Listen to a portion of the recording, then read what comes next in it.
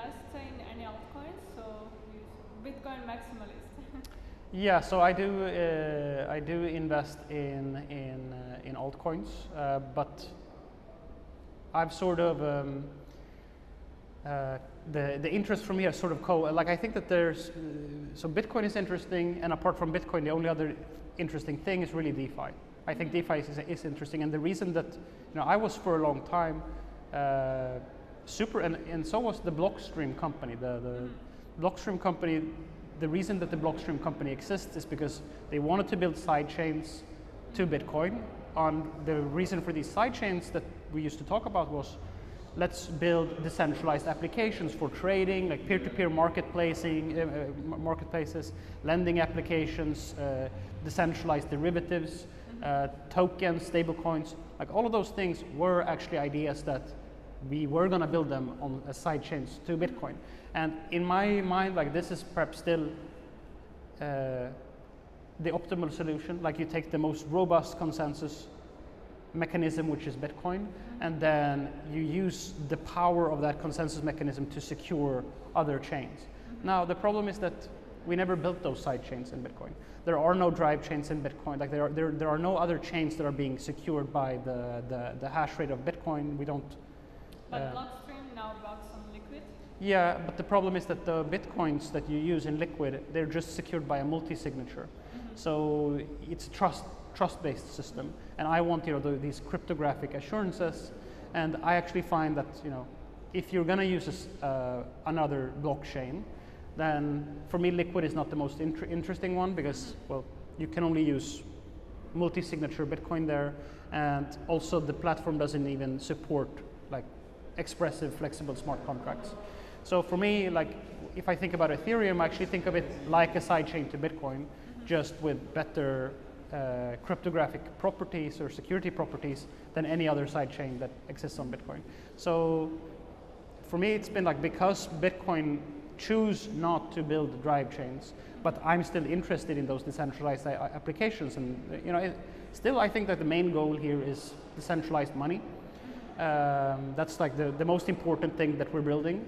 But it doesn't mean that just because Bitcoin is like working on the most important goal, it doesn't mean that there aren't use cases for decentralized exchanges and stable coins and NFTs and that type of activity.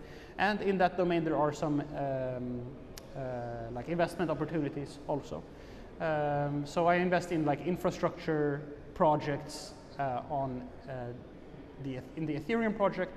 I'm a board member on the Starknet Foundation. So Starknet is one that builds a ZK rollup on top of Ethereum. So I invest in those type of projects that are building the infrastructure for this type of decentralized application platform that I always wanted to see originally on Bitcoin. And you as well quite big on topic of privacy and censorship.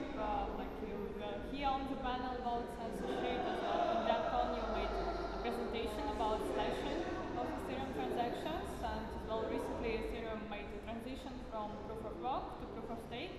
In your opinion, is it a good thing or bad thing? And how does it influence security of Ethereum? Yeah, so the shift from proof of work to proof of stake happened on September 15th last month. And right before the merge happened, they put an open source developer, his name is Alexei Pertsev, they put him in jail in the Netherlands. He's been sitting there now for 80 days, I think. And this means that now the US government, when they put someone, they're no longer only putting people on the sanctions list, they're actually putting the contract addresses to open source code on this list, and it has led to people that didn't, like, the only thing that he was doing is working on a code base, contributing code, writing code to give better privacy for people. And the type of privacy that he is enabling is not like, I mean, for example, I can find many legitimate use cases for this privacy. For example, I wanted to make a donation to Coin Center that works on regulatory issues in the US. And I wanted to donate with my Ethereum wallet. But if I'm going to make that donation, then now, and also it was because it was I had lost a bet on Twitter, and for this I had to donate to a charity of the other guy's choosing, and so I had to make the transaction public to show that I actually did donate to this charity. But if you do that in Ethereum, then all your previous wallet history gets exposed. And I think it's natural that I don't want the whole world to know about every single thing that I've been investing in doing with my wallet. So there's necessary here for me to find the mixer for my funds. It doesn't have to do anything, that I'm buying drugs or the North Korean government. It doesn't have anything to do with that. It's just a normal desire to get privacy for your financial transactions. But this now is not allowed anymore. Like these addresses are sanctioned. You're not allowed to do this anymore. So after they put Alexei Pertsev in jail, what you could see in the Ethereum world was that there were a lot of people that got scared, and a lot of these DeFi projects started to over-comply. Like even though that the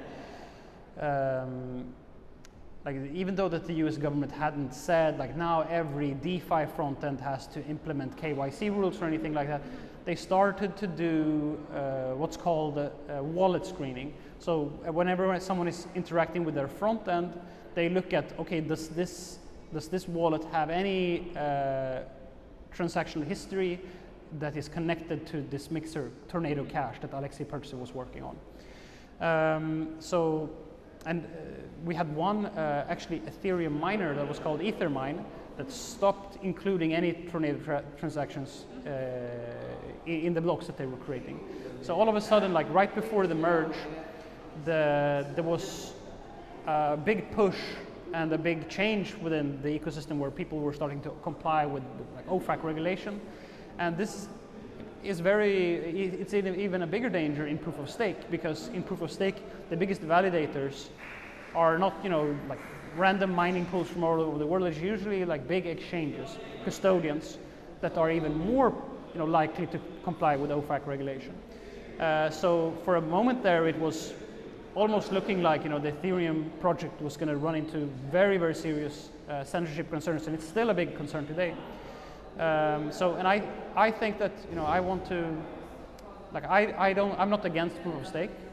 I think that it's great that Bitcoin is doing proof of work.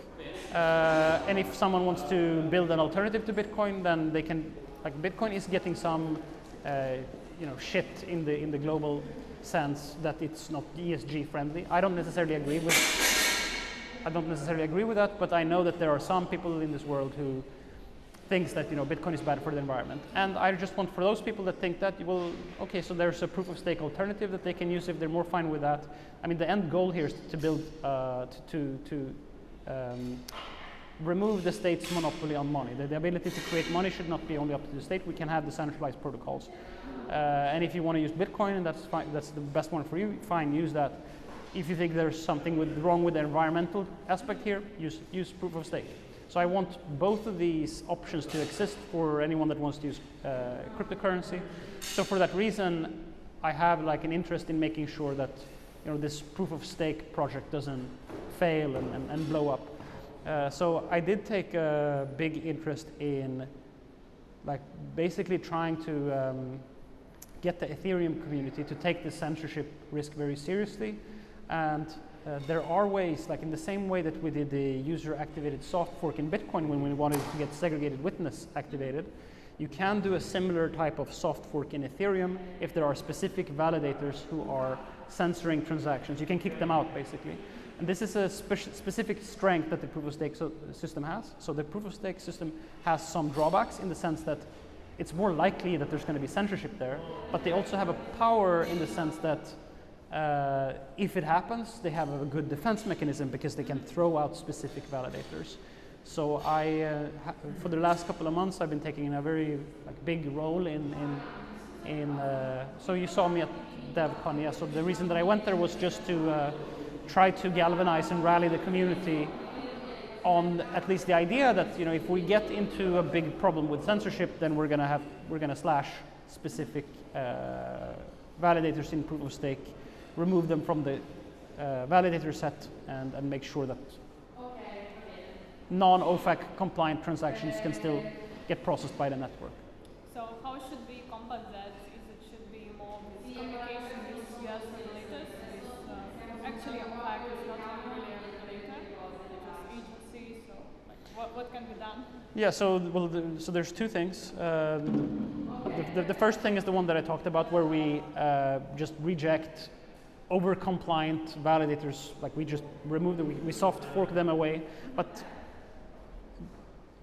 I think it's also very important to fight it on the judicial level, because I don't think that this precedent that the US government is setting, that even a contract, like a smart contract, an application itself that's just code, even that is like something illegal, that you're not allowed to even write code for those applications. That sets a very dangerous precedent, because now it's happening for a smart contract on Ethereum, but they could say just as easily, I mean, there wouldn't really be any difference if they said the Lightning Network on Bitcoin, like this is a privacy technology, and anyone who builds code that makes the Lightning Network better, they should go to jail. I mean, obviously that's a terrible situation. That would mean that like half of the people here, you know, well, a lot of the people who are here at this conference, there's nothing wrong with them, right? And a lot of them do contribute to the Lightning project in various ways. All of them could potentially be seen as criminals, and they could be thrown in jail just like, let's say, Pertse. That's why, you know, it's extremely important that we also fight this, because I don't expect everyone in the cryptocurrency industry to be like an anon and go, you know, go off the grid and live, you know, live with radars in the forest and, you know, stuff like that. Most people are, you know, regular people, and they have to be able to contribute to Lightning and work on Lightning. So I think that this fight with Alexei Pertsev becomes extremely important to win that. So Coinbase is suing the US Treasury. They were the ones that put Tornado Cash on the OFAC sanctions list. Coin Center is also suing the Treasury. So we have two different lawsuits against the Treasury at the same time currently. I hope that we will get a good result from one of those, because I think it's important to the entire industry. Yeah, and as well, how do you see the state of current crypto market? Yeah, so I think like in 2020 and 2021, we had some very powerful, strong narratives for Bitcoin about the corporate treasury reserve assets. You know, there was MicroStrategy and Tesla, but you know, it didn't really become like a global thing. There was only a couple of big companies that did this. And then with Lightning, the adoption has been, in my opinion, still a little so-so. Like we've been working on it for like 7 years, 6 years, but it's more like a hobby thing currently. But still, like on average, people don't pay with Bitcoin because it's so volatile.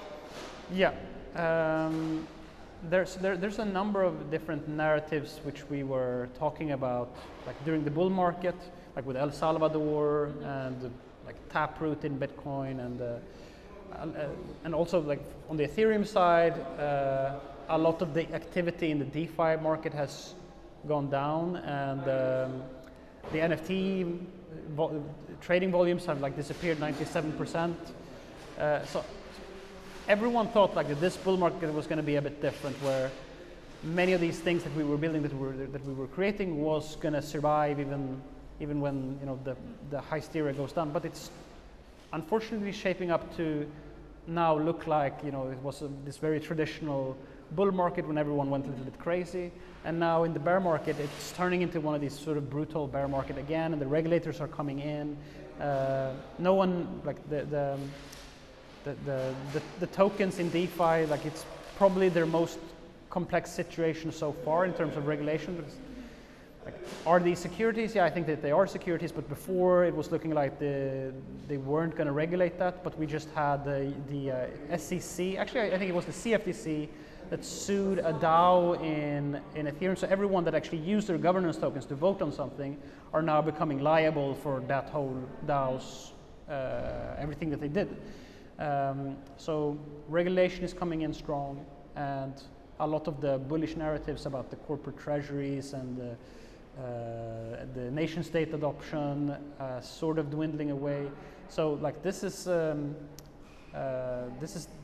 where it's going to take a lot of courage and passion from individuals to keep the dream alive. And I think that the people that do that are still here, that are fighting through the bull market, they're going to be the one that see the benefits when the bull market comes back, because this is shaking out a lot of people, I think. Yeah, I guess we'll see what happens in the next few years. For sure, we will. Thank you for sharing your thoughts with us, and thank you for the interview. Thank you very much.